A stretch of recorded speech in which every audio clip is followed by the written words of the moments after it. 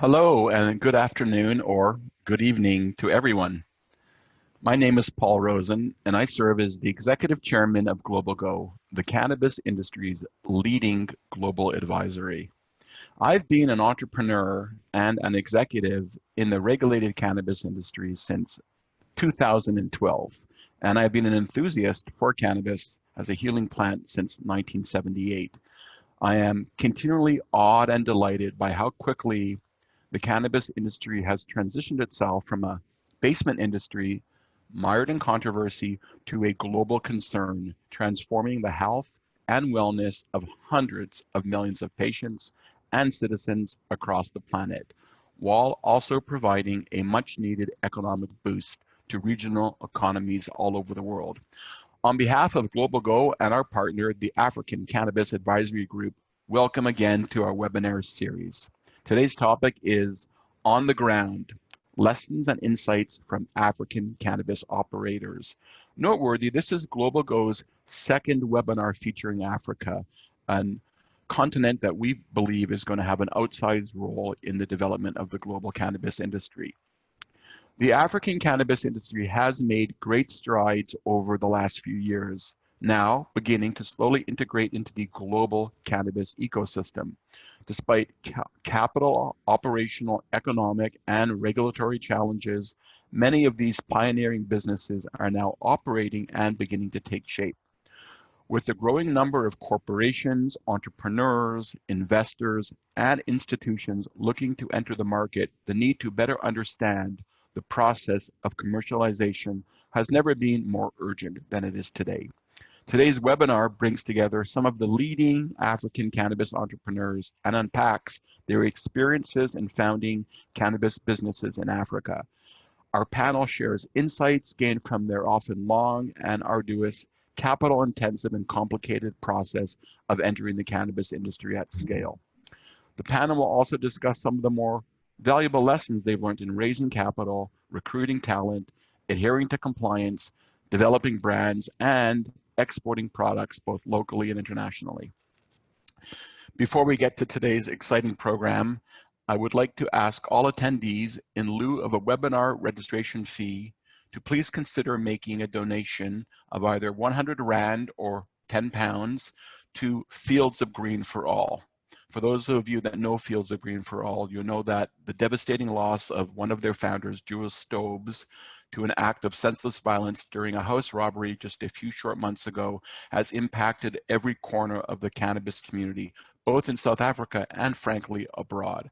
Jules was a man who would have been angered if we gave up the fight to free this beloved plant from the clutches of prohibition. The fire is burning and the resolve for cannabis reform has never been stronger. Fields of Green needs all the support and backing they can get to move the industry forward in South Africa. With the help of Dabstars, Field of Greens has decided to run a crowdfunding campaign to raise money to fuel their resolve to continue on the cannabis legalization journey in South Africa. Okay, let's get on to our program. I am thrilled to welcome today's guest speaker, Ms. Thobile Desemelo. Thobile is a researcher at Social Surveys Institute. She is also the lead researcher on the National Cannabis Survey at Social Surveys, which Global Go and African Cannabis Advisory have sponsored. Thobile studied communication sciences with UNISA and has more than 10 years experience of working within the social development space. She is passionate about cannabis, as we all are, and the discourse around cannabis and indigenous communities of practice, and the creation of an active and inclusive industry for the cannabis economy within South Africa. Just by way of background, Social Surveys Africa is a social enterprise founded by Bev Russell in 1987, making them one of the oldest social research organizations in Southern Africa. The organization has a long history of supporting progressive social change, whether through direct local action or national policy change. Social Surveys has had over 300 clients in the last 32 years and over 500,000 participants in their research. They've had many prestigious clients, including the World Bank, the United Nations, the Presidency of South Africa, Oxford University, Johns Hopkins University, Oxfam, and Anglo Platinum. We are absolutely honored and delighted to have Thobile speak with us today about the National Cannabis Survey. Thobile, take it away. Good evening, everyone. Good morning to those of us who are joining us from distant lands. As Paul has said, my name is Lady Simelo, and I'm going to present to you the results of an online survey that we conducted among South African suburban users and growers of cannabis. So I'm coming to you from a company called Social Surveys Africa, and I'm just trying to get my screen up. There you go. And I'll basically be giving you the results of the study that we've been running. Now, before I jump into the survey results, I'd like to give a big thank you to Myrtle Clark and Fields of Green for All, who helped us to disseminate the questionnaire so wildly. I'd also like to thank Swisiswa Kaba and the ACA group, as well as Phil from Global Go, who both helped to sponsor this survey. I am a researcher and I work at a company called Social Surveys. And we've been running for the past 33 years, and we have experience in social research, research advocacy, and policy development. Now, from the moment that Judge Zondo gave his progressive ruling back in 2018, we've been trying to raise money to conduct a large, nationally representative and in-depth study in order to determine the scope of the cannabis sector in South Africa. A study of this nature will form a critical evidence base for the development of a responsible and enabling cannabis policy. Now, the proposed cannabis bill that came out from the Justice Department earlier this year is clear proof that there is a dire need for relevant information, proper engagement, and public consultation if South Africa wants to develop any kind of a progressive cannabis economy and policy. The survey in itself is not representative of the whole country. Now, we achieved a sample of 2,043 suburban users and growers of cannabis. The sample is predominantly urban metro, and because of the online nature of the methodology, more than half of the respondents are middle class. Now, with this sample, we're able to gain some critical insight into the incredible potential that the sector represents, both in terms of potential job creation and also in terms of tax revenue and potential stimulus to the economy. We were unable to reach a critical constituency in the Rastafari community with indigenous farmers, traditional healers, and other local communities of practice. And they are critical in order for us to develop a local industry and a local market for cannabis in South Africa, and for us to also get a critical understanding of the players on the ground. Now, this is why it is so very important that we have a nationally representative survey that we can run in order for us to reach everyone and to help shape a cannabis policy that is representative and national. With the sample that we ran, we got a very good, healthy number, 2,043. Now, many of the people who responded were from the Gauteng region, with a fairly good distribution coming in from the Western Cape, KZN, and the Eastern Cape. Now, when we look at race, the majority of the people who responded, 63% were white, 12% black, 10% colored, and 5% Asian. And it's interesting to note also that with the age range in the respondents that we got, in the age range, 33% were between the ages of 30 and 39, 22% between 18 and 25, which wasn't a big surprise there.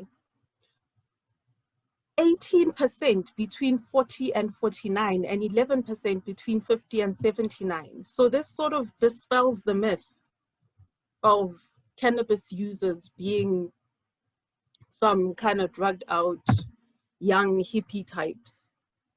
Now, in terms of their personal income, it is considerably higher than the national average, with 55% of our respondents earning 12,000 rands and above. So that was an interesting thing for us to note.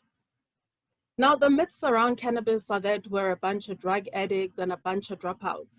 But when you look at our personal income, almost 26% are earning 12,000 and above per month, 12,000 to 24,000. Only 7% of our entire sample is unemployed. And that is actually quite impressive when you look at the fact that we have close to 50% unemployment rate in South Africa. Now, 81% of our sample use cannabis on a daily basis, and 77% of the users in this sample started using in the past 5 years. Now, this is in line, I think, with international sort of trends in terms of cannabis use, and it might also have something to do with the Judge Zondo ruling. We don't know. Oh, and the average amount that is spent on cannabis per year in South Africa comes close to 50 million rand, because the average spent per month is 1,944 rand per user. This is very interesting to note, because then it tells us that there is actually a great potential for tax revenue if cannabis was legalized in South Africa. Many of the people that use cannabis use it specifically within the sample that we have, use it specifically for medicinal purposes, with 63% using it. Now, 94% of those who use cannabis for medicinal purposes would strongly recommend it to others to use. The majority of the ailments that they are treating with cannabis is inability to sleep, anxiety, and depression, followed closely by general pain and a whole list of other ailments. So we do have a vibrant sort of culture already in South Africa of people, and an established market within the middle class for cannabis products when it comes to medicinal cannabis.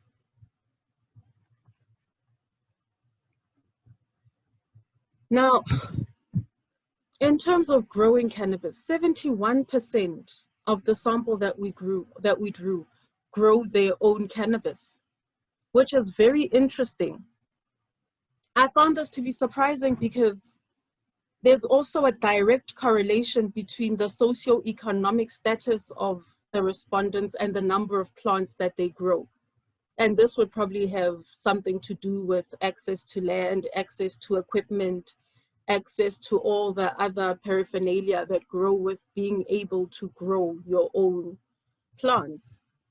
Now, on average, those that earn 12,000 Rand and above grow about 309 plants, whereas those that grow between 1 Rand and 12,000 Rand grow on average about 46 plants each.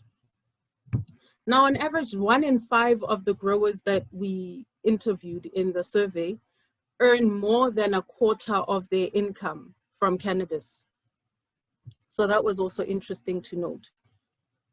And it's particularly an important finding in that it demonstrates the opportunity for us to have equitable access to land as a prerequisite and a very important thing in terms of how we view policy around cannabis in South Africa. We don't want to find ourselves replicating another unequal economy in South Africa with cannabis, where the majority of the people who use it, who want to use it, are not able to, which is what we are finding at the moment with the cannabis bill that seems to be very racist in nature and very classist in that it leaves out a lot of people.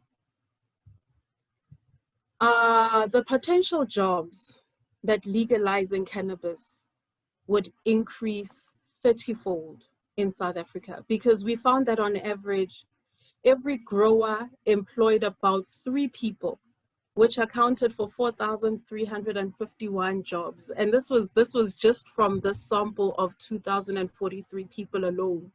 So if cannabis was fully legalized, the number of jobs that would create is actually, it's immeasurable. We've come up to 44,950 just based on the 2,043. Now, if we are able to run a study that is looking at the entire nation as a whole, we are going to find much better figures than this. In terms of our study, the majority of the people are growing their plants outdoors, with 83% growing outdoor, 49% growing indoor, and 22% growing either in a greenhouse or in a tunnel. Half of the sample indicated that they either sell, consult, or invest in the cannabis industry. 12% of them were consulting, 12% investing, and a full 34% were selling. Now, when asked how much they would invest if cannabis was legalized, the average investment was around 4,642,813. And this was if cannabis was legalized. And this number came from only about 549 of the respondents that we spoke to. That is a large number. 80% of the sample indicate that they would invest in cultivation, 37% in delivery of service, 46% in retail and manufacturing. Now, this obviously represents a huge opportunity for the country, and it indicates that we have got a very good appetite for investment in South Africa. 15% of this sample, unfortunately, because of the draconian laws that we have been arrested for cannabis. The majority were arrested for dealing, even though within the survey, the majority also indicated that they were growing purely for personal use. Now, on average, most of those who had been arrested twice and had suffered some form of police brutality, corruption, or theft of their possessions. And obviously the effect of being arrested for cannabis or anything at all is that you will have emotional distress. It has caused many to lose their jobs. They were disqualified from certain opportunities, or they've had their visas declined and are now unable to travel.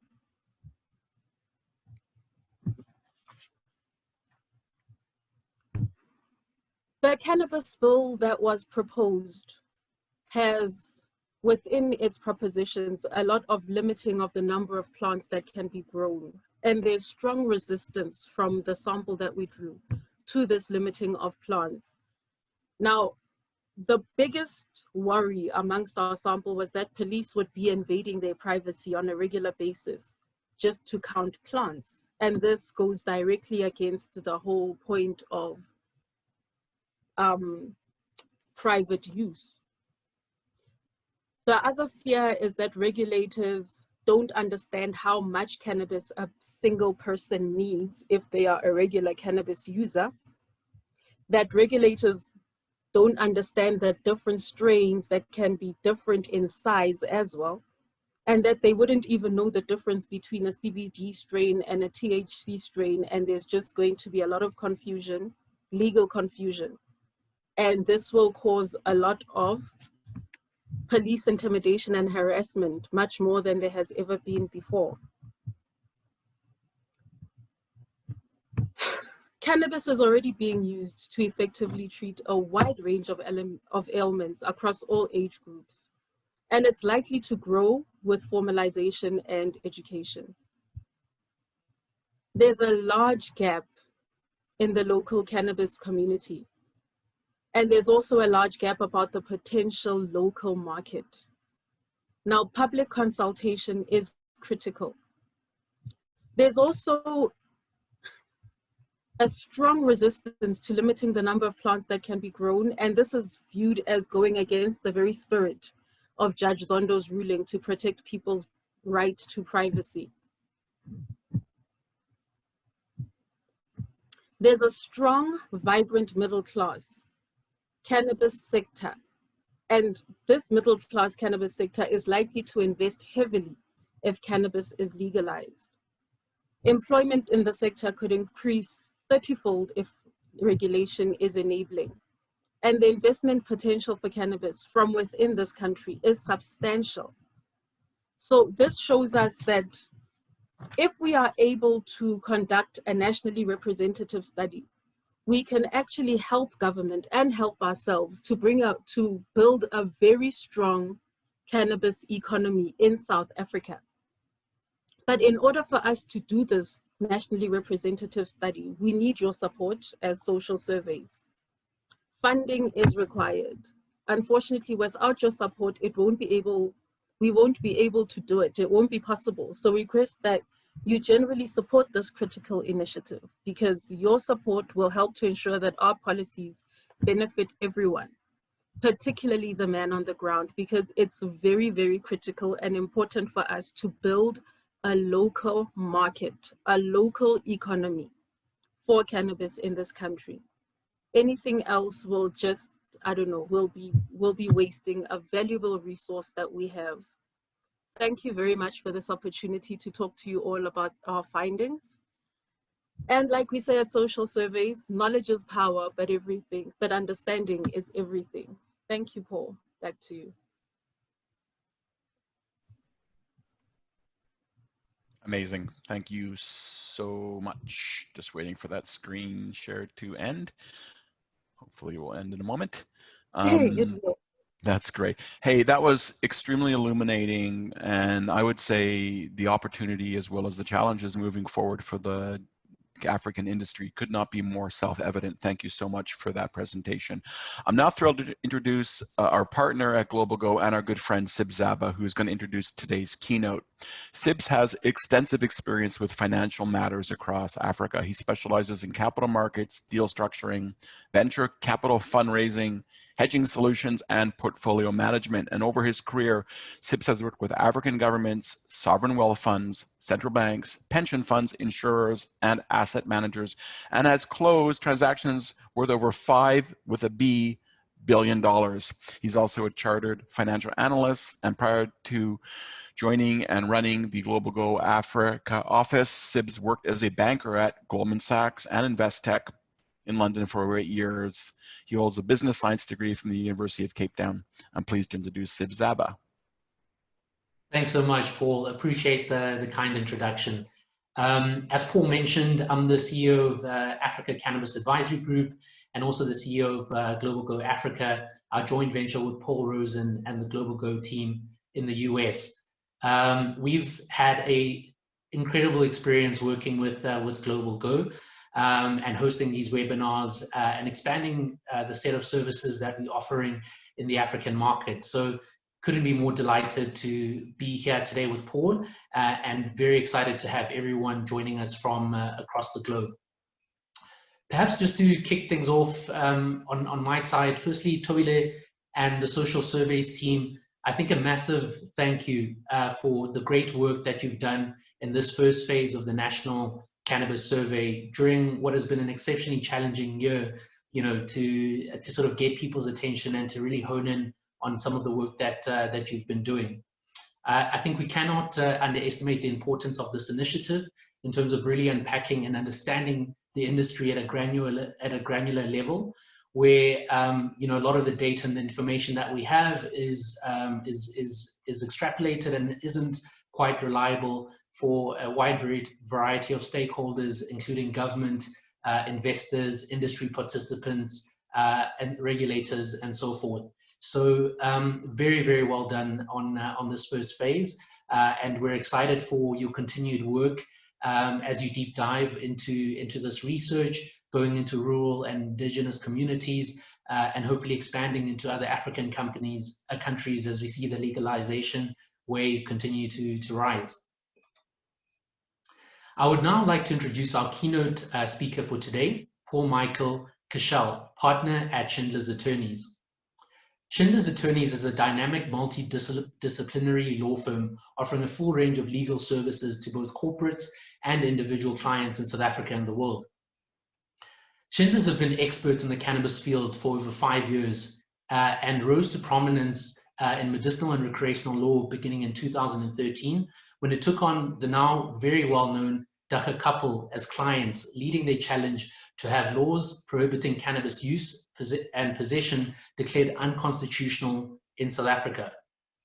Paul-Michael, an internationally recognized and respected partner in this area of practice, began his journey in professional cannabis industry quite early on, I think even before entering the job market, by writing his final year university dissertation on cannabis legalization and the potential for a constitutional challenge.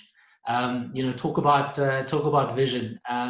Which he has passionately pursued ever since, and which has led to the charge in the re-legalization of the plant. Not only is Paul-Michael leading the constitutional challenge, but he is now advising international companies on how to ultimately navigate this complex landscape in South Africa. He's been involved in making representations to government on what may be a legitimate, practical, and easy to implement framework to regulate the cannabis industry in South Africa. Having won the applications for leave to intervene on his client's behalf in the Constitutional Court, Schindlers briefed counsel to argue for the decriminalization of cannabis on behalf of the Dagga couple. To this end, and after a day of argument, Schindlers was successful in this bid.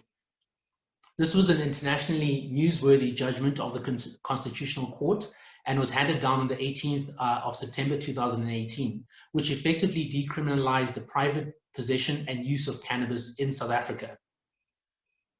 This was a historically significant turning point in the cannabis industry, and will certainly go down as one of the key events when we look back on the development of the global cannabis industry. Paul-Michael continues to play a pivotal role in cannabis legal reform, and most recently he's been working with clients involved in cannabis grow clubs in South Africa, which are being challenged by the criminal justice system. Paul-Michael, we're honored to have you join us today and to share with us your unbelievable journey in the cannabis industry. Take it away, PM. Thank you, Sibs. It's a real honor to be here, and good evening to everybody who's attending. Thank you for your time. Sibs, that was quite an introduction. Thank you very much. I think you've covered a lot of my introduction, at least. But let me start off by saying this, that insofar as I wrote that essay in my final year of law that ultimately had Jules Stobbs, the late great Jules Stobbs, and Myrtle Clark walk through my door as a young attorney in 2013, it was really an acknowledgement from what I knew in my studies up till that point, that while we have this ideal of participatory governance and government listening to its people and engaging with its people when it comes to policy and the implementation of policy, that just wasn't something that existed on the ground and in everyday reality. So I realized that the only way to make government listen was to sue them. And it was a perfect thing that the so-called Dagga couple walked through my door, because we had a meeting of minds and we realized that we needed to sue government and we needed to present all of the evidence for the harms and the benefits of cannabis to see whether our laws were reasonable, rational, and justifiable in a constitutional democracy that emphasizes the freedom of individuals as one of its foundational tenets. Now, we originally went to the Pretoria High Court, and our trial was rendered part heard. Unfortunately, the state played a little bit dirty and pulled a few naughty or mischievous tricks to make sure that the case didn't proceed. In the meantime, Gareth Prince and Jeremy Acton and a number of other applicants and plaintiffs had won their matter down in Cape Town, and they were going on appeal to the Constitutional Court. And that's when we intervened, and I think we contributed quite meaningfully to that judgment, although it would be incorrect of me to take any sort of full credit for that. There were many cogs in the great machine that achieved this, and we intervened at quite a late level, or quite a late point, and I do think that we contributed meaningfully.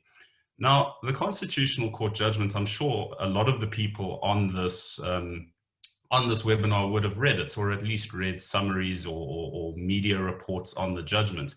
Now, we had gone to court, as had the other applicants, alleging various rights that had been infringed, various constitutional rights that had been infringed. But it turns out that the justices of the Constitutional Court elected to hang their hats on the right to privacy. Now, it was a means to an end, and it doesn't fully ventilate whether other rights are infringed by criminal prohibition of cannabis or other substances. But it was a means to an end, and it achieved a certain level of freedom. We're not all the way there, but we are certainly a decent distance along the way. And it does, of course, beg the question as to what else we can do in private, because as the Constitutional Court says, nobody kicks down your door to check whether you are part of a swingers club, whether you have too much alcohol, whether you have too much pornography for their liking. So it's this acknowledgement that what you do in private without harming other people or infringing upon their rights is something that is not the sphere of government intervention. So it may not stop at cannabis. We may carry on with things like medicinal mushrooms, other psychedelics, etc. It all comes down to freedom and what you are free to do in the privacy of your own space. But what it did do is it mandated a change to our law. It told government that it had 2 years in which to enact reactive legislation to make sure that our laws, our statutory laws, were aligned with the Constitution, which is the apex law of South Africa. Now, within those 2 years, there were a few steps along the way. One of the things that happened was certain reschedulings in terms of the Medicines Act. Without going into too much detail, CBD is now a little bit easier. It's the latest craze, although you do still need a license in terms of the Medicines Act to grow the cannabis, to produce, to extract, to wholesale. Ultimately, the storefront owner doesn't need a Section 22 license in terms of the Medicines Act, although it does beg the question as to how they obtained that cannabis along the supply chain. Hemp has also been reclassified, as it were. Presumably that's going to go to away from SAHPRA, that's the South African Health Products Regulatory Authority, and into the hands of the Department of Agriculture. That, I think, is a very positive step, although the concentrations of the cannabinoids that are that allow something to be classified as hemp and not as cannabis, that's prohibited in terms of the Medicines or the Drugs Act, we would say are arbitrarily low and reflective of the fact that government doesn't really know what it's doing and is not engaging with the right experts. THC remains difficult. Of course, THC is what everybody's ultimately after. Some would say that it has higher therapeutic potential than CBD. All of these things are open to debate, but ultimately, some people just want to get stoned, and some people will say that they want to self-elevate instead of self-medicate, and that they don't need to be sick in order to be afforded the freedom to go to the shops and purchase cannabis, or go to their neighbor and purchase cannabis, or whatever the case may be. It remains in a higher schedule than CBD and obviously hemp, and there are strict controls in terms of the Medicines Act. It's very, very difficult, expensive, and burdensome to get yourself a license. Then, of course, we earlier this year were presented with the eagerly awaited Cannabis for Private Purposes Bill. Initial optimism seems to have had some cold water poured over it, because just at a glance, it seems that government, having lost in the Constitutional Court, attempted to claw back on criminal prohibition. Instead of giving people more freedoms, they tried to sneakily take away some of the freedoms that had been won through going all the way to the Constitutional Court. It imposes what we would say are arbitrary limitations on the number of plants that people may possess, the concentrations that cause cannabis to be one thing and not another thing. And largely it's reflective, we say again, of a lack of understanding and, for that matter, consultation with the people who actually knew what they were talking about. Because of course, if you had done the consultation, you would have the understanding. At this stage, the bill creates no cannabis industry. It remains a crime to deal in cannabis, and the definition of dealing in cannabis has changed. But what a lot of people haven't realized is that the bill does talk of dealing being permissible if in terms of other acts of parliament which permit dealing. We already know that in certain limited circumstances, the Medicines and Related Substances Act does allow dealing in cannabis. Those are very limited circumstances, and it's very difficult to get the license. But if you have run the gauntlet, you can, strictly speaking, deal in cannabis. But it does beg the question as to whether there's potentially another act of parliament on the cards. Call it the Trade in Cannabis Act, or whatever it is that it's ultimately going to be called. We don't know for a fact that Parliament has one of these in the works, and it would be really nice to know. But of course, that would involve Parliament and government engaging with the people who voted them into power. Ironically, and this was touched on by Tobile, the bill allows for the state-sanctioned invasion of privacy. The implementation of the bill would be that, presumably on the basis of a warrant, people would be able to, or police officers would be able to, come into your house and count the number of plants that you have and test the concentrations of things and how much resin you have and this and that. All these things that they don't do with things like tobacco and alcohol. Nobody comes into your private residence, walks downstairs into your wine cellar and tells you that you've got too many bottles of Merlot in your cellar, or that for that matter, you have too many Cuban cigars down there. So cannabis keeps being treated as this evil, with a failure to acknowledge that it is no more harmful. In fact, it is far less harmful than tobacco and alcohol and all manner of other things that we are allowed to do without the government coming down on us. And then again, and this is something that really doesn't sit well with me, is it maintains a focus on prohibition via the criminal justice system. And this is in direct contradiction of the National Drug Master Plan. Now, this National Drug Master Plan was drafted on mandate by the very same government that has now put together the Cannabis for Private Purposes bill. So I've described government at the moment, at least in relation to cannabis, as this grand drunk octopus, where one tentacle is doing its own thing and it has absolutely no idea that the other tentacle is doing another contradictory movement. So that's where we are at the moment. I'm very mindful that I've got limited time, so I want to just conclude by saying where to from here. Well, it's interesting that the UN recently reclassified how it treats cannabis. It says that it's not as bad as we thought it was, and that there's an acknowledgement that it may be an effective medicine in certain instances. But what about people who aren't sick? Do they not have the right to self-elevate? There's also a focus, there ought to be a focus on harms reduction and not inadvertently doing more harm than you're preventing. As Tobile mentioned, it's incredibly traumatic to be arrested and to be dragged through the criminal justice system. Are those harms that befall an individual not in excess of the harms that you're preventing by keeping cannabis out of the hands of people? Now, we also need to recognize that depriving people of a viable industry is doing future harm. Tobile touched on this. This is depriving people of the ability to drag themselves out of poverty. Almost finished. I would suggest that we need to bring some empathy and human decency to the table. Who are the real victims of this so-called war on drugs? It's certainly not the drugs per se, but the drug users. So government really ought to drop this doublespeak and start acknowledging who is affected by their laws. And we ought not, for that matter, to punish victimless crimes. Finally, and most importantly, and I've touched on this before, government needs to consult with the people who the laws affect before putting pen to paper, because now we've got a draft cannabis bill that needs to be reworked. If you had consulted at the beginning, you might have had a product that wouldn't need so many revisions. And this is now, absent revisions, going to get fought again all the way up to the Constitutional Court. So please, government, start listening. And finally, free the plant. It has been in shackles for so long. It has been the cause, or the laws around it have been the cause of so much human suffering and misery. It is time to put that behind us and start moving forward with our eyes open, caring for drug users instead of punishing drug users. Thank you very much. Oh, that was absolutely inspiring, Paul-Michael. Free the plant. That's going to become my hashtag for the rest of the week. Could not agree more. What a wonderful overview. Thank you for your insights and your time today.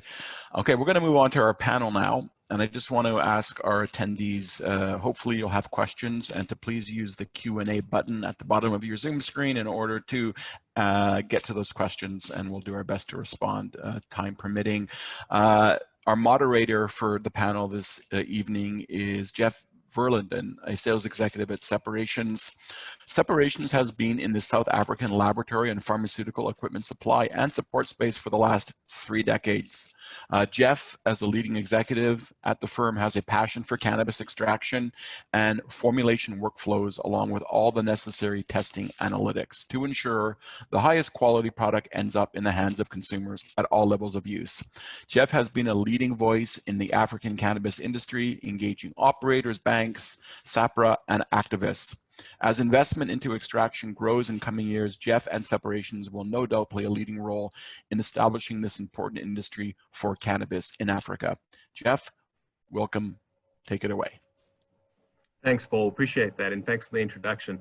I have the pleasure this evening and this morning, depending where you are, of introducing our 4 panelists. And Sibs has been already introduced so friendly by Paul, so welcome on the panel, Sibs. I'd also like to introduce Philisande Mahlakata, the project coordinator of Zimvuba Farmer Support Network. Ultimately, an organization focused on providing support to rural farmers in the Zimvuba region in the Eastern Cape. She works closely with farmers, providing educational as well as networks and strategic guidance to the rural agricultural communities in the region. Phila is also, as she's commonly known, a chairperson of the Hufaze Wankolo Cultural Hub, an essential oils and natural cosmetic initiative that has developed a network of growers sourcing a broad range of essential oils producing for plants and final products that are ultimately targeted towards the export market. Phila also served as a member of the Eastern Cape Provincial Cannabis Steering Committee, assisting in providing insights related to Indigenous farmers and regulations. And the Provincial Steering Committee has also been initiated by the MEC of Rural Development and Agrarian Reform, advising government on how to build out the cannabis industry sustainably. In addition to Sibs and Phila, we have the pleasure of also having on the panel today Tony Budden. Tony Budden is a founding partner of Emporium South Africa, the premium hemp company out there. Emporium has obviously been pioneering in the space for industrial cannabis products since 1996. So Tony's no stranger to the audience out there today. He is also quite commonly known for the Africa's first hemp house, which was recognized as a World Design Capital Initiative back in 2014. He's instrumental in launching hemp as a revolutionary new construction material in South Africa. Tony's also globally recognized as an industry expert leader. I've seen him also at committees like the D37 doing keynote addresses. For me, critical player in this space, and ultimately, Tony's knowledge is highly valuable in terms of steering the movement of the cannabis initiatives forward. He's been involved in South Africa as well as Malawi's hemp research trials, is growing industrial cannabis under license and moving forward to an legitimate and interesting new space for the hemp industry, as Paul-Michael had illustrated. We're looking forward to seeing how agriculture will deal with that, and a valuable contributor to our panel today. Our final panelist is Dr. Buranwa Makwawera of Maluti Green Med. He's got a background in genetic engineering, which is quite interesting. Obviously a professional natural scientist with the South African Council of Natural Scientists. Dr. Makwarela's educational background obviously goes into genetic engineering of plants ranging from medicinal, forestry, and food crops. His career started out in academia as a researcher in cassava genetic engineering at the University of Witwatersrand. He lectured and was obviously supervising both undergrads and postgraduate students in the field of plant genetic engineering. He's applied that knowledge obviously in terms of cassava plant tissues, in terms of cells and embryos, using agrobacterium, tumoriferous, and particle gun, which will be quite interesting to hear about. And Dr. Makwarela was involved in the gene bank division at the ARC, or the Agricultural Research Council, leading a team of scientists responsible for the conservation and maintenance of all South African vegetables and ornamental genetic resources. In addition to that, he's also been the HOD for Agriculture and Environmental Management at the city of Tshwane, our capital city in South Africa. And ultimately, he was busy with the CEO of Toll South Africa, which is a subsidiary of this Toll Group, which is a top water, wastewater, and agricultural civil engineering company based out of Israel. So welcome to our panelists, and I'd like to encourage anyone viewing to please get ready with any questions you might have for our panelists, but we'll have some set questions as well. And I think maybe Paul Rosen, would you like to kick us off on the questions?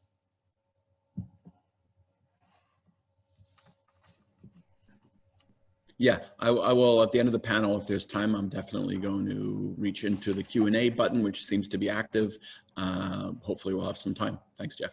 Please continue. All right, perfect. So for SIBS, I think let's start out with a question for SIBS from our end. Obviously, with the African Cannabis Advisory Group, you've dealt with a broad range of industry participants. What are some of the standout features you've seen that basically will increase the success of local cannabis operators? Sure, thanks so much, Jeff. Appreciate those introductions. So from our perspective, having having the opportunity to sort of have a bird's eye view on the industry, and I'd say at this point we probably had over 150 participants in the industry looking for services or capital. I think I'd say the number one most important feature, or let's say attribute in terms of founding teams, is a commitment and a discipline around research. So I think most of the people that come to ACA are people that are looking for capital, understandably so. There's a shortage of capital in this industry, and especially under this economic climate.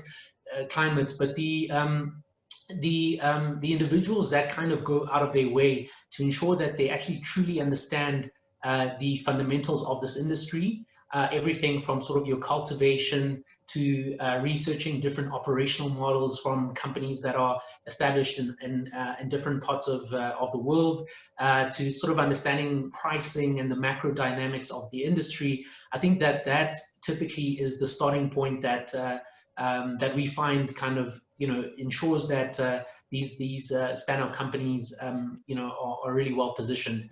I'd also say you can't underestimate the importance of a strong team, and so doing the hard yards in sort of finding the right individuals to slot into the business, even if it takes you a little bit longer to set up your company, is probably very, very important in the way of ensuring the long-term success of your company. So, you'd rather, sweat a lot and take a much longer amount of time to assemble, to do your research and continue to be plugged into the industry, because of the ever-changing nature of this industry. It is a very, very new industry, and then the work around assembling a strong team. And then from there, I think things like capital raising become a lot easier for industry participants.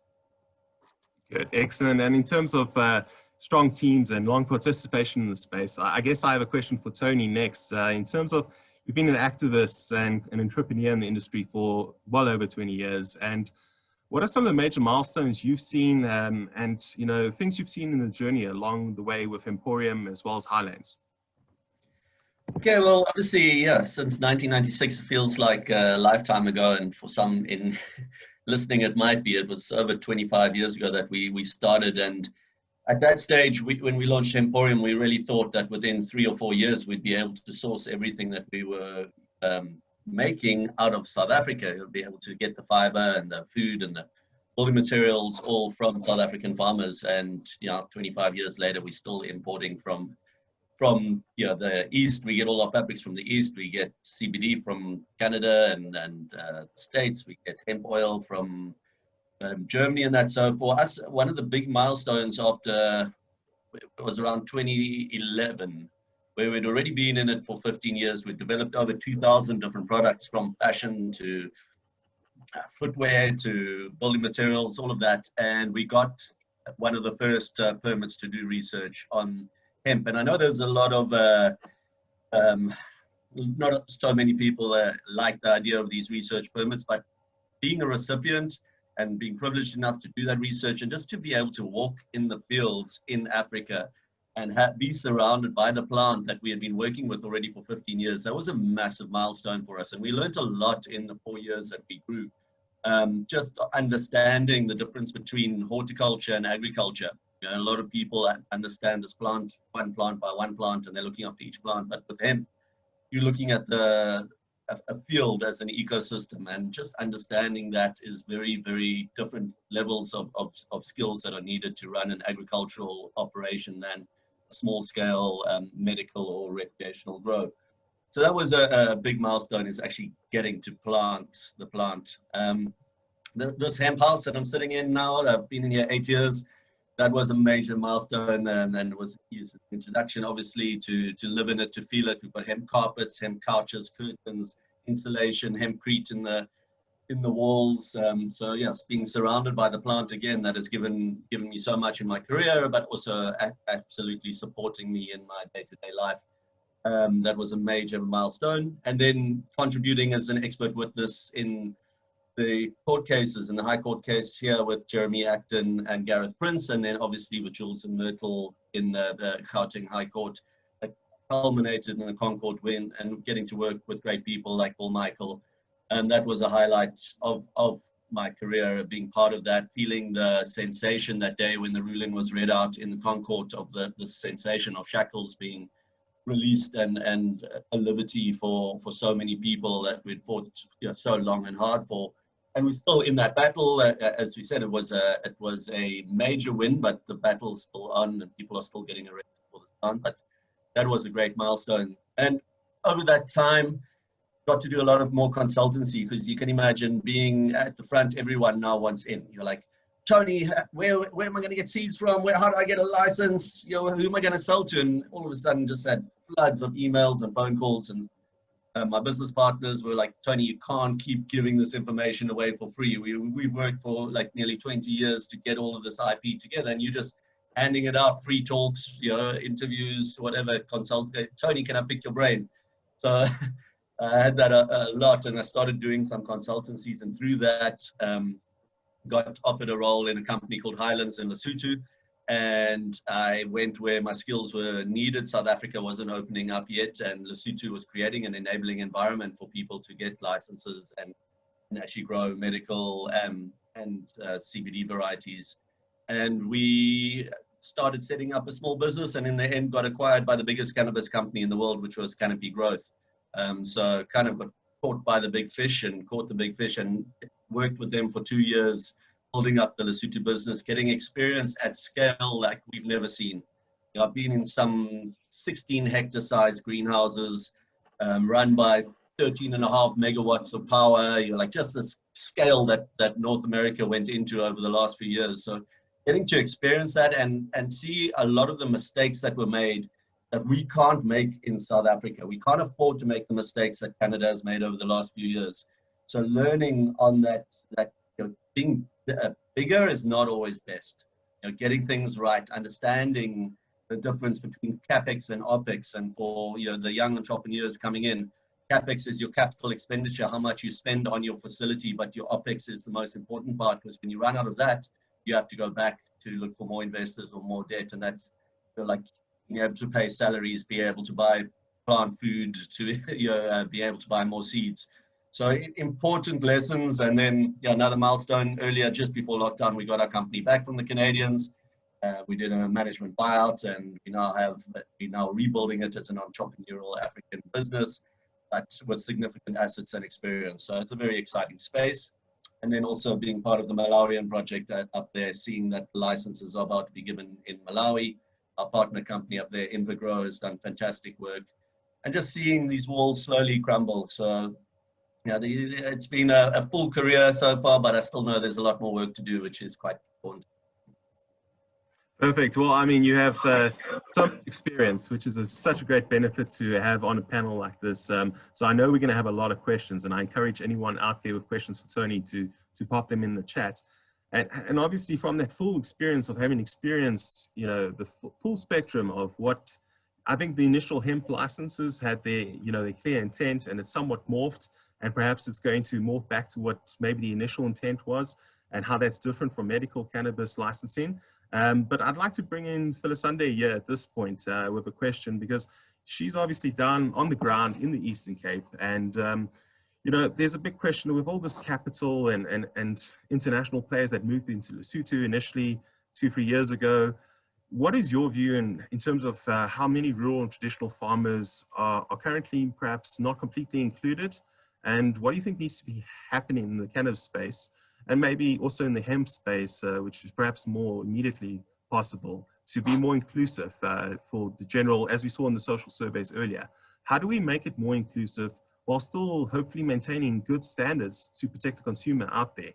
which is ultimately the goal of any kind of product that hits the consumer market.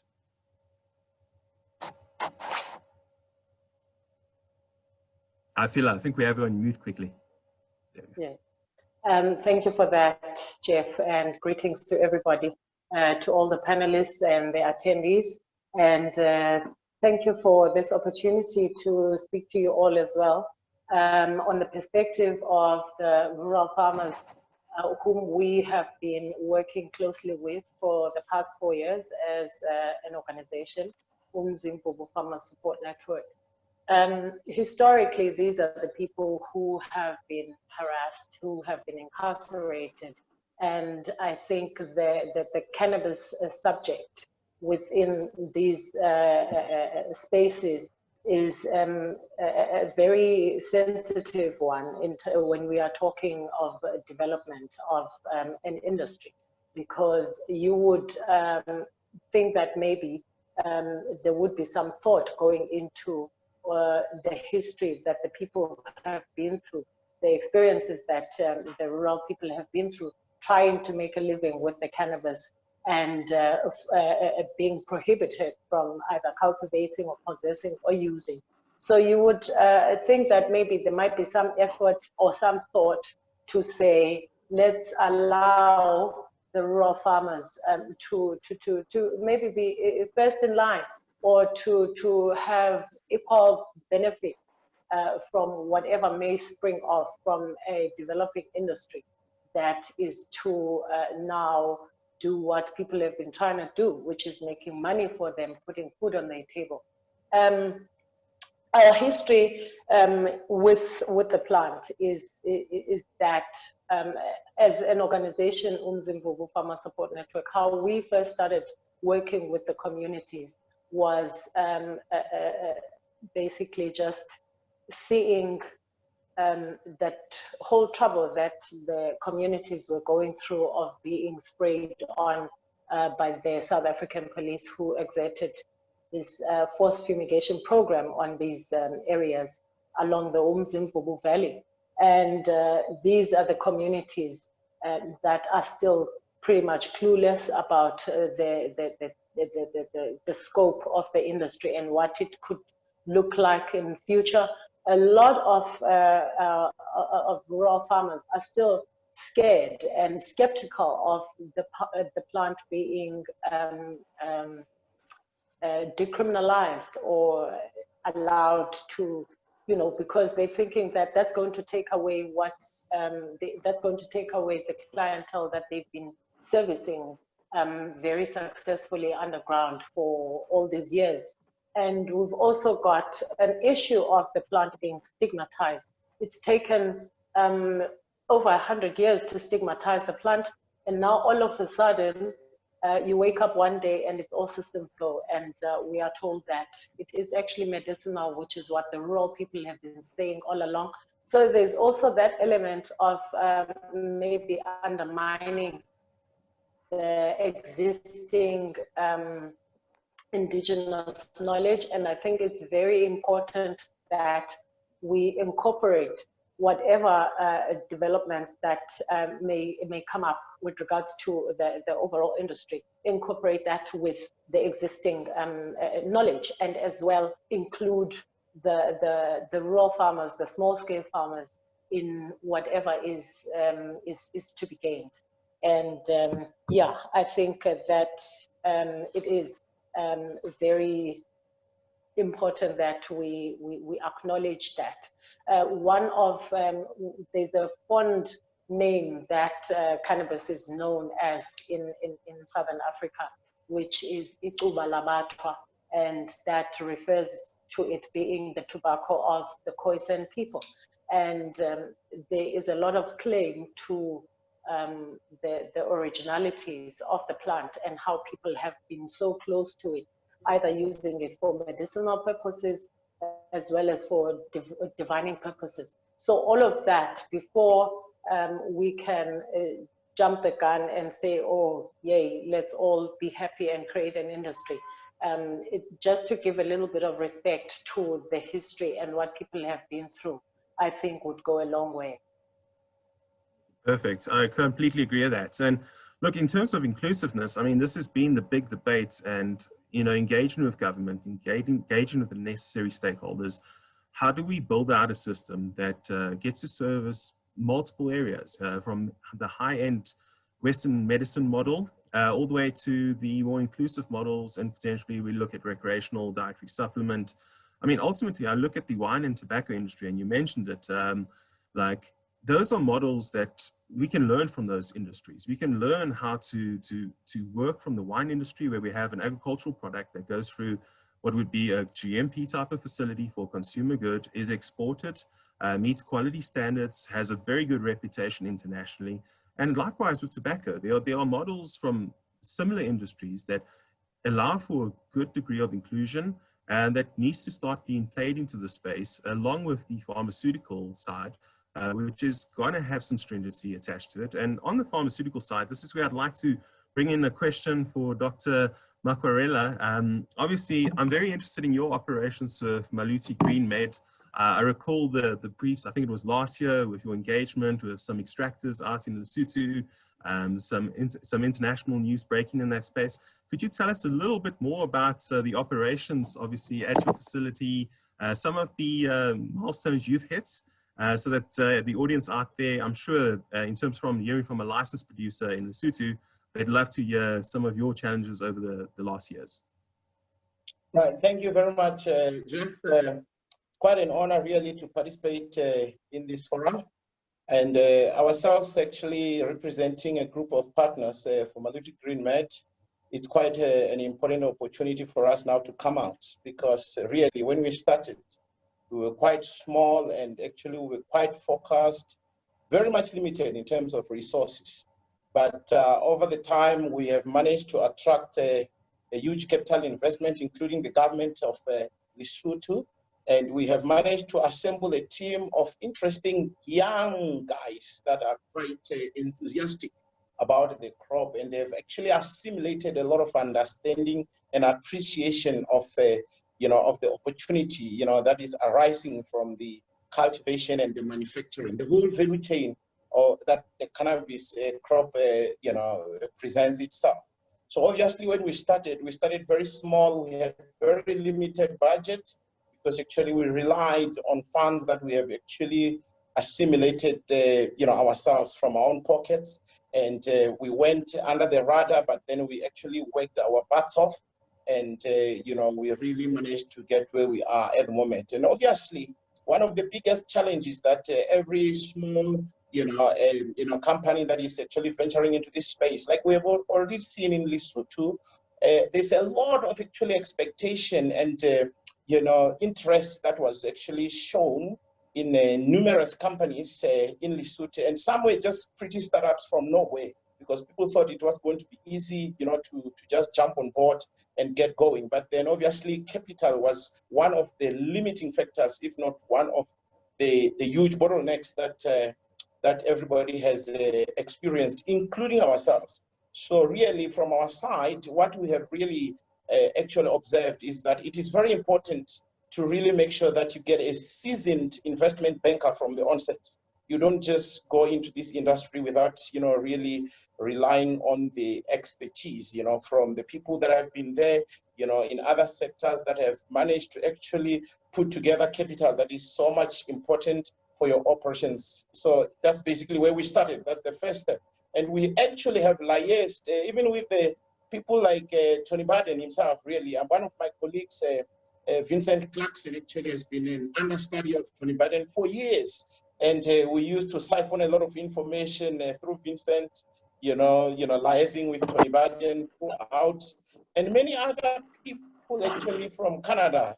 Actually, I don't want to give away our investment banker really, but he hails all the way from Canada, so he actually understood the Canadian market pretty much. So we were quite lucky in that regard. And then the second thing is to be conservative with, assumptions and forecasts. As you would know, what happened in Canada, people were very much optimistic about the industry, and they actually threw in big numbers, expecting that this thing is just gonna catch fire and go like that. So obviously, a lot of people were disappointed. So you know what actually happened in Canada. So we started pretty small, and we managed our expectations very well, because we wanted, to deal with first thing first. That is actually to manage the plant and ensure that we know exactly what we're up to ourselves. And then the second thing, obviously, the third thing rather, that I want people to understand out there is to understand the markets. Just like any other agricultural venture, you don't want to enter into this space without necessarily knowing your market. That is the first thing. Why are you in the business? Who are you cultivating for? And what is your unique selling points? So Maluti Green Med, as a small company, we actually defined from the onset our unique selling point, which was in particular cultivation, because we knew that actually to set up a facility that is compliant in terms of cultivation wouldn't be too costly, for that matter, vis-a-vis setting up a manufacturing on an extraction facility, because that would actually cost an arm and a leg. So we started by defining our unique selling point, which was cultivation. And the situation as it were right now, I tell you that we have managed to actually understand the crop management. When I talk of crop management, I'm talking about the cultivation methods, I'm talking about the lightning conditions, I'm talking the watering regime, I'm talking about integrated pest management, for that matter. So all these kind of things have come together to a point that we now understand what we are dealing with. We actually have appreciated the whole value chain to a point that we actually collaborated, and interfaced with companies that already knew what they were doing in the market. So we didn't want to claim that we knew everything. Even up to date, we still liaise and form partnership, very strong partnership with, for instance, contract manufacturing companies around the world, and in particular in South Africa, that were already GMP approved in their operations. So we learned a lot. We invested in learning and acquiring knowledge before we actually threw ourselves into the deep end. And at the moment, it's not smooth sailing. There's still a lot of challenges, but we appreciate them as they come. But I can tell you, as the first speaker, should I say the second speaker actually, when she presented, that knowledge is everything. So obviously we acquired knowledge, and now we are becoming wise as we apply the knowledge that we have acquired to date. Thank you very much, Jeff. Perfect. Yes. Well, I think you've got it there on the getting good teams together, understanding that I always struggle when someone says they're an expert in the cannabis space, because I mean, I would regard possibly Tony in that space, but I think Tony would agree that there's so much to learn, to keep learning. And this marketplace is moving and evolving so quickly. What the Canadian model was on cultivation and how maybe the Southern Hemisphere is approaching it differently. There's so much that's constantly changing and iterating and constantly upgrading in our knowledge space. And I like your comments on scale, because I often do deal with stakeholders where it's all big business, it's all big scale, but those are the operations that can run into a wall very quickly. So for me, I like that mention of a small, precise operation to be able to leverage that to be successful, because very often so much is changing so quickly that getting good knowledge and teams together has not been the easiest thing. And I've seen this from teams locally, engaging with dozens of them, that getting a good understanding, getting a good source of information such as this webinar is a vital starting point. I like to say people don't like to read. They really need to, because if it's hundreds of millions of rands that you want to invest, you need to make sure you know that. So on that regard, I mean, Sibs, just to bring you in on the global rapid changes in the industry, what recommendations do you have for operators in terms of navigating the international business space, the offtake agreements, getting accurate funding, dealing with things like registrations, if it's a scheduled product, navigating that space versus navigating alternate models, all while waiting to hear for clarity from different government stakeholders? What advice do you have for those out there watching that are actively in the space already, and that some that might be looking to get into the space? Like I've already indicated, Jeff, the most important thing, get a seasoned investment banker, because they would be able to put your whole scenario together and map it so well to a point that in the process of doing that, you also have to have an appreciation of the fact that your assumptions in actually embarking into this business are well defined. So a seasoned banker, investment banker, will assist in that regard. And then lastly, as I've indicated, your unique selling point. The value chain is so wide. So people think that, you know, you're going to just get a license, cultivate, manufacture, extract, isolate, and do all manner of things. And I can tell you that it's not an easy thing. You got to choose your sports. Like ourselves, as I have already indicated, we started small. And the most natural sport that we had to choose was cultivation, because, like, for instance, I'm a genetic engineer by profession, so I already come well endowed in terms of, you know, the cultivation of crops, whether you're talking in situ conditions, ex situ conditions. I come from that background, so already I had a knowledge of the space. So it is very important to understand, Jeff, you know, that you can't just do everything here in this whole industry. There are other people and experts that exist, and they've invested a lot of time, I mean, the likes of Tony Biden, for instance, I mean, he has been in this sector for a very long time. So you got to liaise with people like the Tonys of this world and choose your niche market and partner with these other people that have already developed and assailed their positions so much that they have bent their fingers enough that they have nothing left there. So for me, it's very much critical that you have a unique selling point. And in our case, it's cultivation, and we are actually scaling up as funds and capital become available. No, perfect. I completely agree. Differentiate yourself in the marketplace. And I'd like to extend the question I asked you, Doctor, to Sibs as well as to Tony Biden as well, because, you know, you've both got a lot of experience in terms of the global industry and the trends out there. What advice do you have in terms of, you know, what should be considered getting in?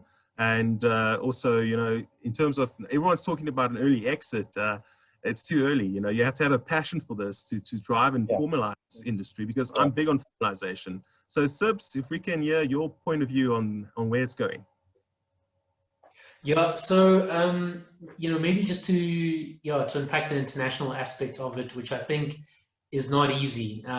You know, obviously, you're trying to start a business, and the likelihood is that you're going to have stakeholders in 3-4 different countries, and you're going to have to manage, you know, all kinds of aspects such as imports, capital, and so forth. So it's not easy at all. But I think it really, you know, from my perspective, it boils down to kind of three key pillars that are essential to get that international aspect right. And you know, and that's what I touched on earlier. Research, almost a, you know, I can't emphasize this enough, because it's such a new industry that, you know, one blind spot can have a cost of millions of dollars if you raise capital, or, you know, can result in operational delays of a year or 2 years, for example, if you miss a season, and so forth. So that focus on sort of research and keeping a very close tab on how things are developing in different parts of the world, different markets,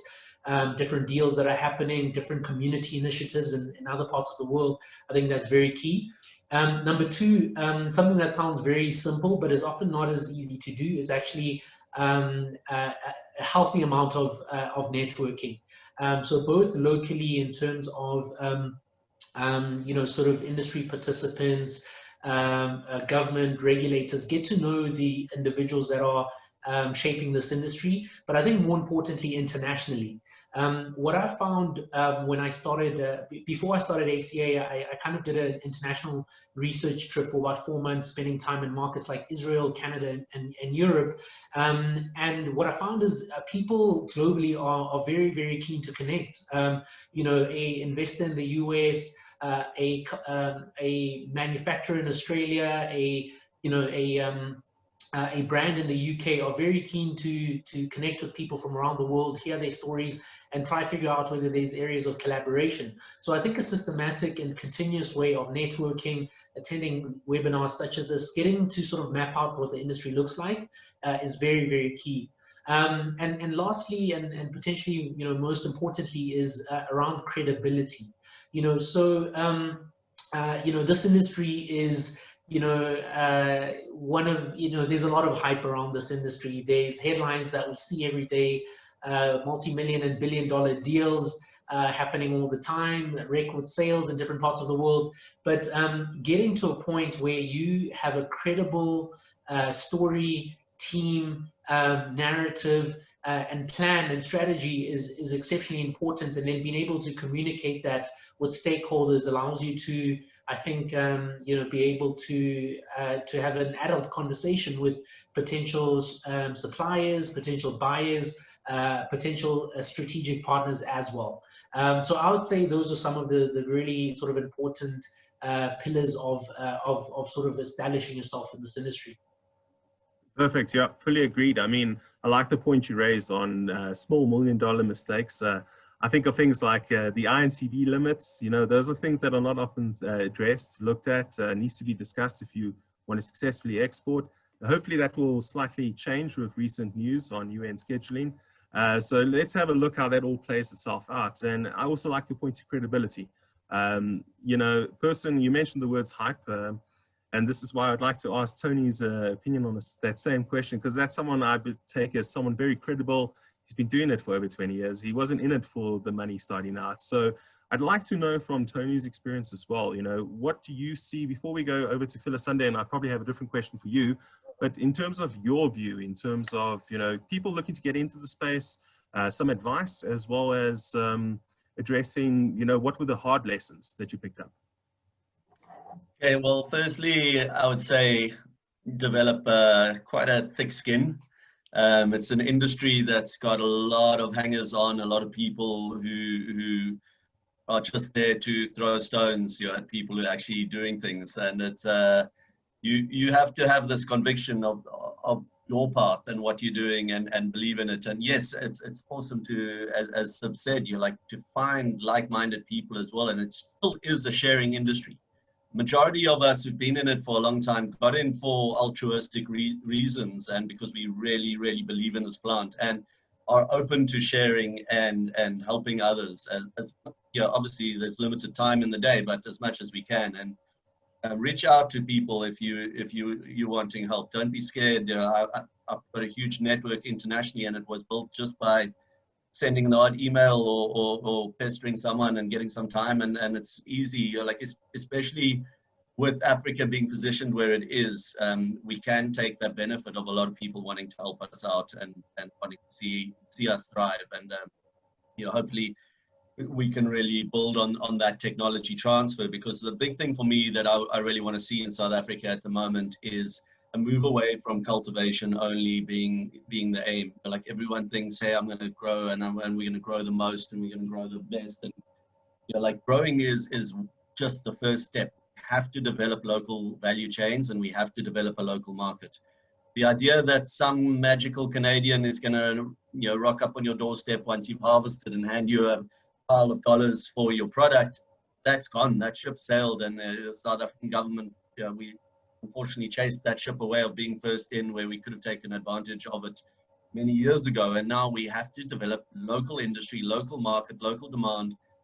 It's there. We know the demand is there, and it's currently being fed through the black market, and we can bring that into the light with a bit of regulation, a little bit of, you know, the standards that we chatted about a bit earlier, like setting some standards, making sure that the products are produced well, they're safe, the claims that you put on your product are realistic. What's in the product is on the label, and what's on the label is in the product. And then we've got a real ability to grow an industry. We have to not fall into that same trap that, you know, South Africa has been in for a long time with our resources, of just being the primary supplier and sending it off somewhere else for someone else to make into an end product. And we have the skills here, we have the engineers, we have you know, the extraction specialists, we have the product developers. I truly believe that will feed then into a local market where it's a bit of a chicken and egg situation, where we have to bring the price down of the products in order to access the local market. But if we are growing here at scale, we can easily bring that price down. You know, like, it's very easy to look at the price that people are growing. I'll just use CBD as an example. People are able to grow CBD and make distillate out of it. You can pick it up for $1,000 a kilo now in America. Now, if you look at what that actually costs to put that into a bottle of CBD, under 10 Rand for a 300 milligram product. Now that should be being sold for 250 or 300 Rand and everyone's making money. But the customer can then afford to do that every month. The moment, people are being forced to pay 600, 700, 800 to 1,000 Rand for a small tincture, you'll use that 1 month or 2 months, and then you'll go, oh, hold on, I'm moving on to Moringa or whatever else, like the next fad is. So we need to be able to offer value products at a fair price, locally produced, and with that, obviously, we need the right legislation. So to continue lobbying, continue supporting people like Fields of Green for All, join the associations. Yes, the association sector is also full of complexities and politics and that, but there are, there's CDCSA, there's CTAA, the Cannabis Trade Association of Africa. There's people who are really trying to get, to collectivize our voice. And that's where the government also wakes up. And we're not coming as like one Mlungu from Cape Town, speaking to them, but I'm coming with 100 people behind me who I'm speaking for, or like the power of the Eastern Cape farmers collectivizing as well. And that's where we'll really see a difference, I think, as we start trying to unify. I know there's a lot of vested interest, there's a lot of different aspects that people are looking from, and that's a part of our beautiful country, and it's trying to find the common ground, which we're trying to build an industry that is Fields of Green for all, Vitamin for all, makes the product available, stop throwing people in cages for wanting to work with us or use it, and we will see an industry that can get Tito Mboweni what he wants, that tax money, and get the industry to develop, to create the jobs, to build the houses, to feed the people, to heal the people. But it's too early to start seeing each other as competition. We need to still be in that collaborative mind frame and look at the energy of the plant, which is one of, it can provide so much. It is one of abundance, and stay with that energy for as long as we can, that there is a space for all. Find your niche, use your experience. What can you do better than anyone else, and stick with that, because that's actually a key bit of advice that I'd give, that we fell into as Emporium, what I call the hemp trap. You're working with a plant that can do everything. It can make clothing, houses, food, medicine, the works. And once you get into that, you get so excited that you want to make everything. You want to develop all these products. That's the exciting part, but you end up spreading yourself really thin, and you end up not doing anything to its highest good. So when you find that you're good at something and you've got a niche and you've got a gap, you just feed into that and you do it to the best of its ability, and you do it better than anyone else, and your customers will come, and your opportunity and your gap will come. And just keep, again, lobbying. We need legislation change. We need enabling legislation and supporting the people who are out there. Another highlight of my career was earlier this year, where I had the opportunity to go to the UN with Jules and Myrtle again, and to be there and play a small part in the role, to get the ruling that we saw last week, and I know our impact on the South African government. We were one of the few representatives who voted yes on everything. We got through to them. When we met with them 2 weeks before, they were going to vote no on everything.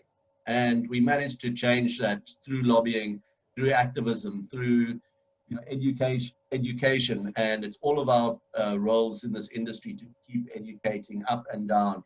Keep educating people who want to get in and don't know anything. Keep educating people who in positions of power. It's a crucial part, because we're all learning, and at the same time, as soon as you learn, your responsibility is then to teach. So. Perfect. Yeah, fully agreed for that lobbying effort, because it's that lobbying that is fundamental to this industry actually producing what I agree with your vision of good consumer, locally produced products. If we can get that right, if we can figure out the legislative frameworks, the collaboration to ensure that consumer products meet good standard and can be on local shelves and not sourced from internationally sourced isolate and then bottled or brought in as a finished product, perhaps. Those are the issues and fundamental things we need to address and lobby for. And I'd like to come back to the lobbying discussion, because I feel that this is an area that all of us can attest to being vital, is this ability to unionize and lobby for the rights of the plant, the rights of access. But Phyllis Sunday, I wanted to bring you in as well, because I mean, being based out in the Eastern Cape, I've dealt with a lot of stakeholders in the region, and I've noticed there's a very strong support from local government in the area, the provincial government in the area. Can you maybe speak to that briefly for just 2-3 minutes? Unfortunately, I see we're running a bit late on time, and I don't know if Paul or Sibs will be able to give us the additional time, but can you tell us a bit more about the developments in Eastern Cape? Thanks again, Jeff. It's been an incredible journey, and especially the past 2 months since the introduction of the bill that has been floating around on social media. And one of our main worries was that it's not going to actually get to the people who are mostly affected by it. So our attention was immediately to lobby and talk to government and try and get them to be in the same picture as the rest of us, which has been a very frustrating a time for pretty much everybody within the cannabis industry because of this bill. And we were really, really lucky to have them listen to us and to say, okay, fine, what can we do to assist? Because they had started doing engagements whereby one of the agencies of the Department of Agriculture, which is now responsible for developing the framework for cannabis within the region, had started making engagements and talking to communities and promising that they can assist with resources and implements and so forth. But then we thought, hey, you're jumping the gun a little bit. How about you track back and give these local communities enough support with the legal battles and all of this before you can proceed and now give them all of the wonderful things like the seeds and different cultivars, which they don't really want, because the communities, the rural communities are also pretty freaked out about the fact that they now need to hold a license to cultivate the cannabis that they've had, that they've been cultivating, that they've known for all this while, and only to be exchanged for something else that is seemingly a lot cheaper to get into, but is very unknown. So we are saying, much as we want to develop all of these things and put in the hemp, industrial hemp within all of it, we're happy to do that, but we need to know exactly what we're getting ourselves into. We need for the communities to be aware what they're getting themselves into. Do they actually want to grow hemp next to their cannabis? How will everything affect each other in terms of genetic and all of these complicated issues around it? So I could say that we've been really lucky to have them finally just acknowledge that voice coming from the rural communities with the assistance of the traditional leaders, of course, who are also playing a major role in ensuring that there is a complete inclusion of the communities within the whole circle. Yeah, perfect. Thank you for that. And I agree. I mean, I'm very interested to see how agriculture is going to manage that, the space around hemp. And, will it be as successful as perhaps the 2018 Farm Bill was in the US? There's a lot to discuss in that space. It's one where I almost don't want this webinar to end because I have so many questions, and I see the panel has so many questions. I mean, I still wanted to even get comments from Paul-Michael from Schindlers on the private clubs, hear from all the panelists, in terms of testing, in terms of processing. Should government be more involved in providing infrastructure? So if there's a local or provincial source for processing and extraction and for testing, would that be a way to increase inclusivity within the market space?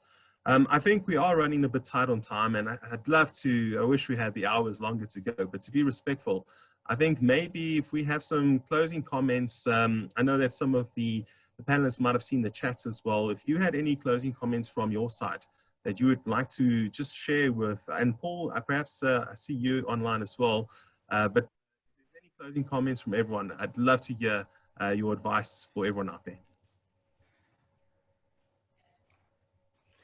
Maybe I can kick off. Look, I think we're living in a very special time in history, and sort of history of of mankind, you know, having had such a strong relationship with this plants in almost every facet of life, and having prohibition as sort of a forced removal break, and now we're reconnecting. I think we all have a very unique and special role to play in what the future of this industry looks like, and how it impacts you know, each and every single one of us, directly or indirectly. I think many people on this call are aspiring entrepreneurs, activists, consumers, growers, and so forth. And so I just compel it, you know, our audience to dig deep. It's not an easy sort of process. It's not a straightforward industry, but I think the reward on the other side of that, in terms of impact, is tremendous if we can get it right at almost every level. Thank you, Seb.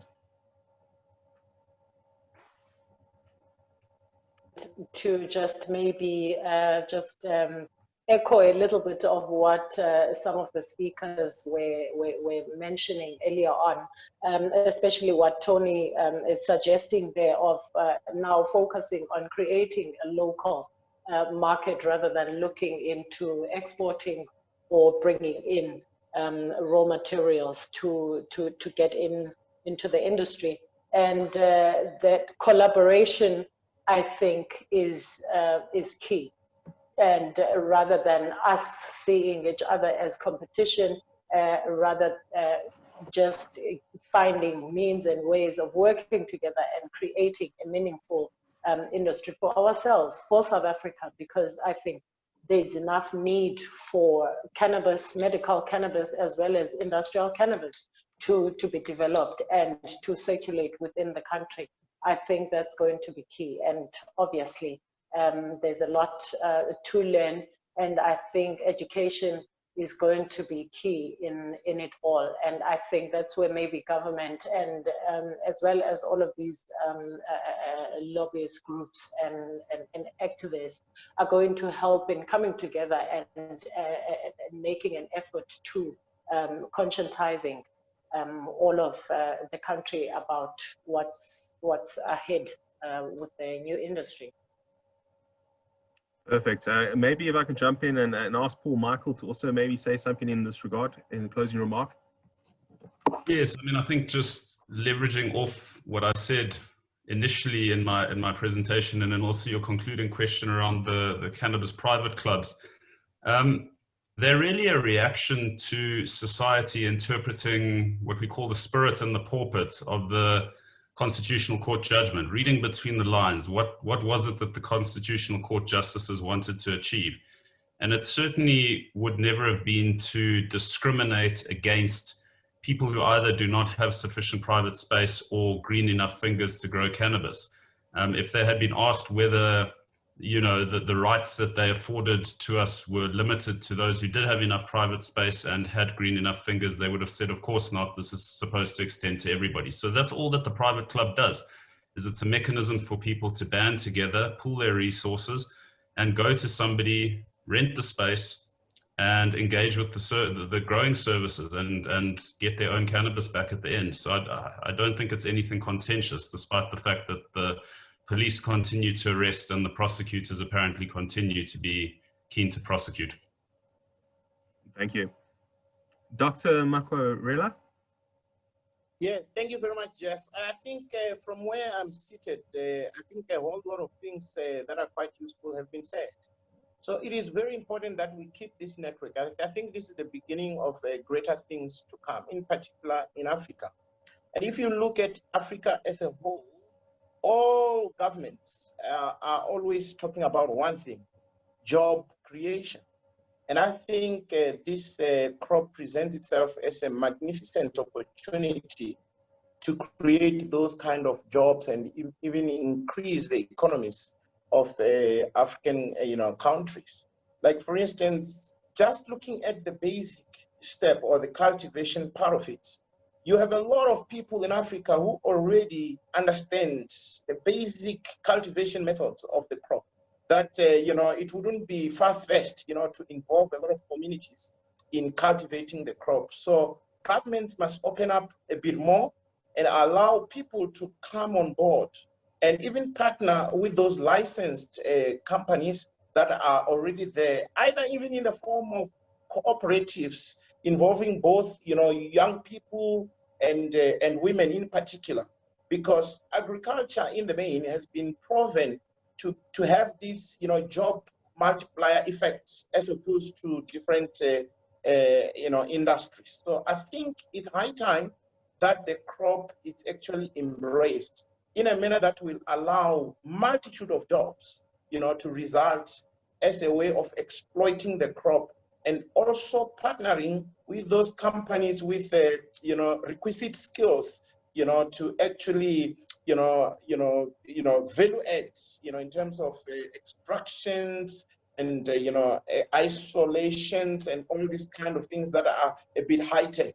So it's very important for me that the governments, in particular of Africa, can create all these interlinked value chains that they themselves can actually assist as catalysts and not prevent, people from exploiting the crop, notwithstanding the myriad opportunities that lie in the full, exploitation of the crop, against all these ailments and diseases that, all of us are trying to fight against. I think, in short, this is an opportune moment for governments, in particular in Africa, to begin to embrace and even catalyze the, utilization of the crop as a means of, increasing our economies. Thank you very much, Jeff. Perfect, thank you. And from Tony?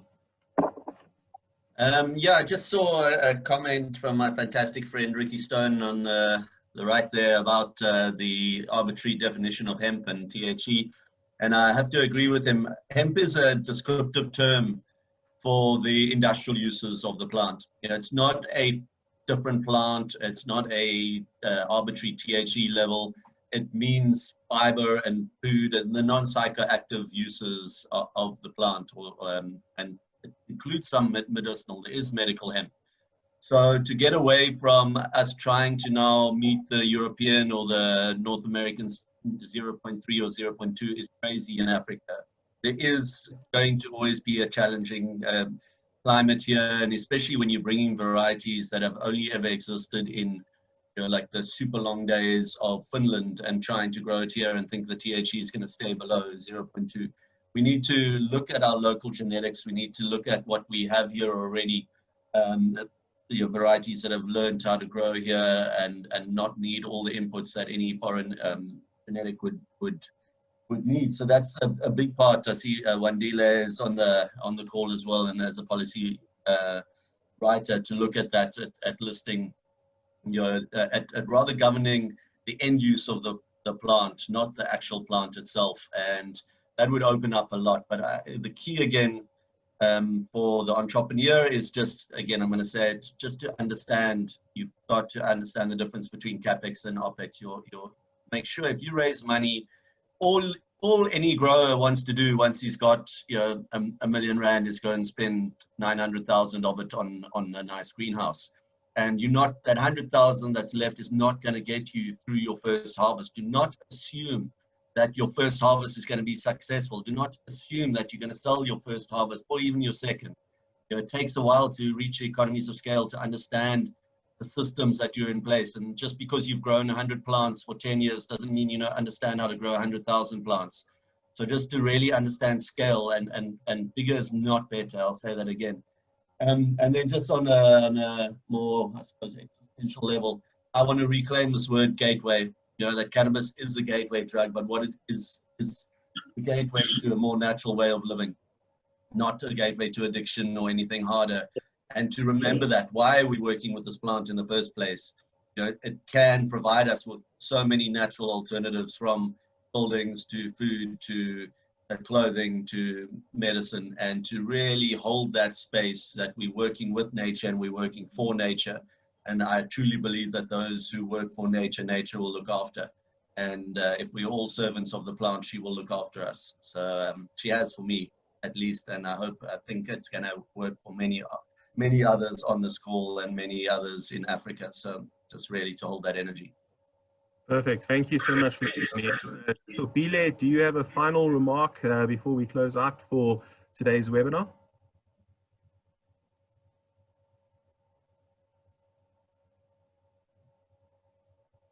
So, Bile, I think you're on mute there quickly. Ah, there I am. Yes, no, I just wanted to say I'm really grateful to have been part of this amazing panel, and everybody who has come through has given us such a wealth of knowledge. And I think it's still, I want to emphasize the importance of having proper data that we can use to set up this economy. And we really all need each other so much in this time, because I need to find out from everyone else in this sector what it is exactly that you need to find out on the ground, because it's vital for us to build this local market, and we can't do it without the actual people on the ground. We mustn't forget them. So yeah, based on that, thank you very much, everyone. It's been amazing. Thank you so much. Well, I wish we wouldn't end. There's so much still I want to go through. But I think let's petition Paul and find out from Paul Rosen, I'm sure will come up now, when we can hope to have the next session 2.0 and possibly 3.0, because I do think we need to assign more time to these discussions, because I think we're just cracking into it. I could do this all day, and I'm sure you can as well as a panel.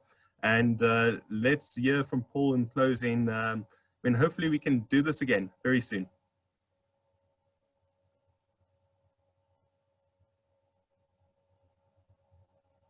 Wonderful. All right. Well, if it was up to me, we would do this again in about 15 minutes, because we haven't even come close to scratching the surface. Let me just tell the group, all the panelists, all the speakers, and all our attendees that I don't think I've ever seen this amount of engagement on our chat button and our Q&A button.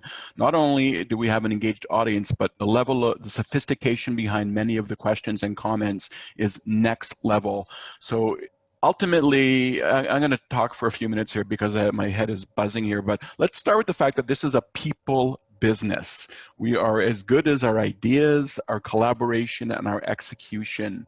And the comment, it may have been Tony that said that right now we ought not to be thinking about competing amongst each other, is opposite to the highest degree.